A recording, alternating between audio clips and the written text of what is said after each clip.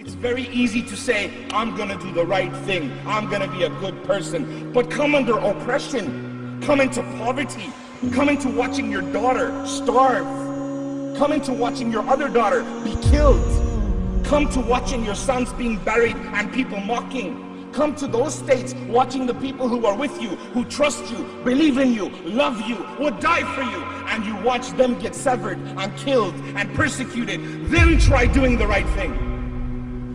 1,500 years worth of atheists and Orientalists who have looked into this man's life.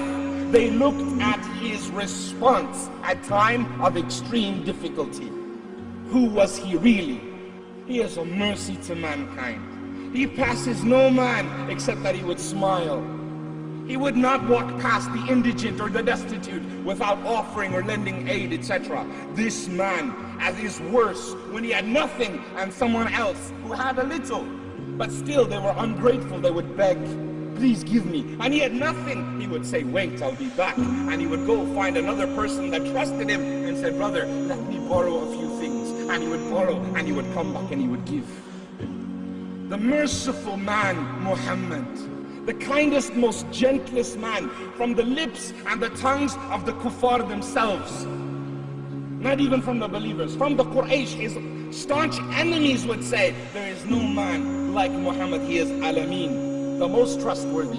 Though we hate him, though we want to kill him, they would say, they would bring their wealth to him and say, watch over this for me this month, I'm going away, I'll be back. I don't trust anyone else.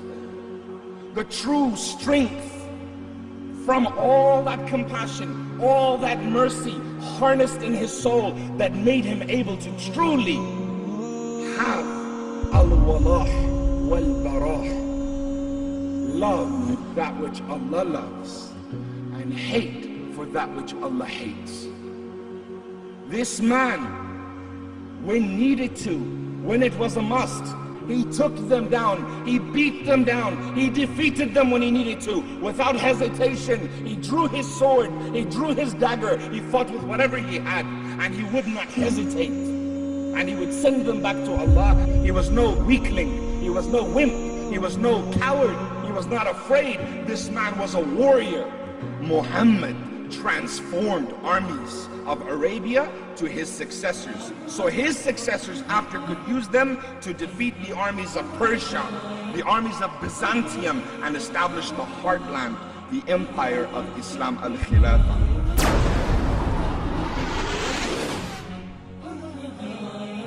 You're the best person I've ever known, best friend I've never met.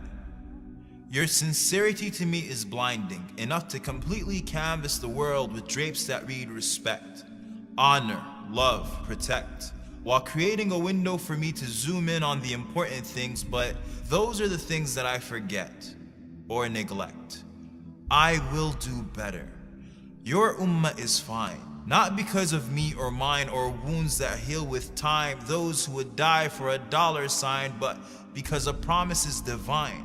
So when we feel like we're at our worst and our sadness would cause our hearts to burst, it feels like there are times when there are angels within our lines, or hovering over squares with chance of freedom in the air, and though tyrants may step on our necks, we smile, for history has always been on our side.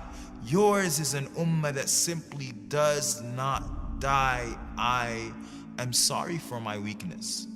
For every time I've been ashamed of your name and asked someone to call me Mo, for not knowing enough about you to defend you when they drew cartoons, or accused you with the most heinous of accusations, for not getting over my distaste of reading and waiting for Hollywood to put you on the big screen so I could know something about you. As if Steven Spielberg or Mel Gibson or Johnny Depp would somehow be able to recreate the twinkle in your eye, or a beautiful bead of sweat as it scaffolds on your forehead, frantically fighting gravity, not wanting to fall off your body. I keep thinking of seeing you. And if you would smile at me, the thought gives me goosebumps. You told me to meet you at the pool. So on that day, I hope and pray that I will see you through the crowd, that no angels barricade me as I sprint at breakneck speed. I hope you recognize it's me. I will crowd the companions to get access to your vision. I will obey my thirst by quenching it from your hand. So until that day, I will pray I will stand and I will pray as if my feet are holding the earth from splitting. If I make it, I cry at the thought of seeing you. For I know the words that I used to read from books with all too thin pages will do no justice to your voice, your scent, your touch, your face. My messenger of Allah has always existed between the curves and dots of the Arabic alphabet. So Muhammad ibn Abdullah in 3D and whatever other dimensions the hereafter brings with it will be an overboard of senses. I will fall in love with your shadow and will tell Ali that his description did not do justice. Tell my mother Aisha of how we heard her story of how you passed away between her chin and her chest, over and over and over again. And it made us cry every single time. For we never suffered any disaster that was greater than what we suffered before our souls merged with flesh, of entering an earth that was without you. Does the sky even recognize us anymore?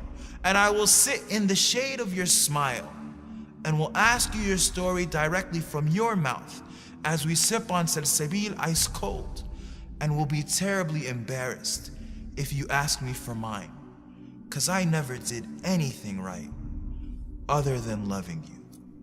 And then, if you let me, I would love for a hug.